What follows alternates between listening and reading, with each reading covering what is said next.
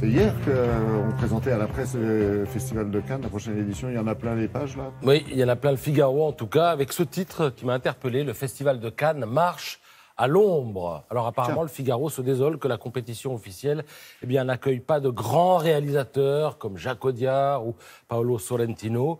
Beaucoup d'Asiatiques cette année, quelques néophytes, mais pas de grands noms. Les grands noms, paraît-il, préfèrent désormais parier sur la Mostra. Et c'est Thierry Frémaux qui le dit lui-même. Le plus grand festival du monde, Cannes en l'occurrence, est contourné, dit-il, par certains. Il est vrai que Cannes n'est parfois pas le lieu idéal et représente un danger, dit-il également. Alors quel danger? Tout le monde a peur de se faire ratatiner, de se faire éreinter par la critique, donc on évite un peu Cannes. Alors il y a deux manières de voir les choses, soit ça annonce le crépuscule du festival, mais ce serait quand même très pessimiste quand on sait l'histoire de ce festival. Soit ça préfigure un nouveau souffle, et on veut croire à cette hypothèse.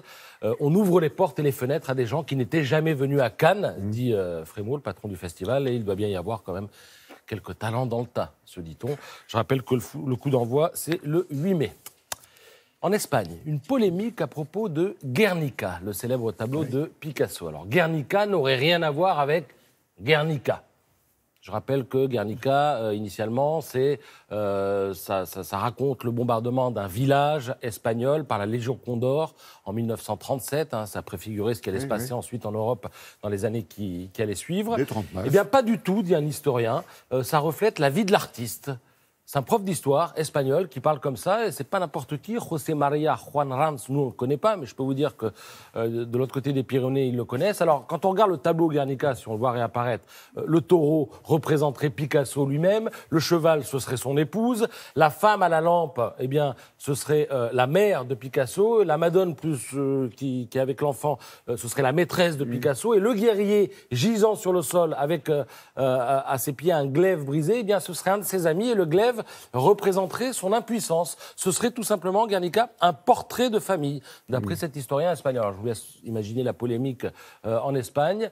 L'historien ajoutant qu'on a donné une interprétation politique au tableau et disant que Picasso était apolitique. Alors là, on a quand même des doutes, parce que Picasso a quand même milité au Parti communiste et il s'est prononcé très tôt pour la République. Et puis c'est lui qui a quand même donné le nom de Guernica à ce tableau, aussi. Me semble-t-il. Donc voilà, polémique en Espagne. Higelin, papier ce matin, sympa dans le Parisien, pour dire qu'il est parti dans la joie. Les obsèques ont eu lieu hier, entre le cirque d'hiver, où il y a un hommage qui a été rendu, et le cimetière du Père-Lachaise. 1000 fans étaient présents. Alors, il y avait Sandrine Bonner, il y avait ses enfants, bien sûr, Arthur en maître de cérémonie, Isia qui a chanté. Des obsèques, nous dit le Parisien, bouleversantes, enivrantes, rayonnantes et, osons le mot, vivantes. C'est beau, c'est bien dit.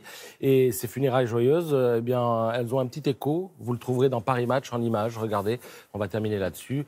L'esthétisme bondissant d'Higelin sur scène. Et puis, on le voit aussi en famille, on va dire, avec Isia et Arthur H., son fils. Voilà. Merci, Patrice.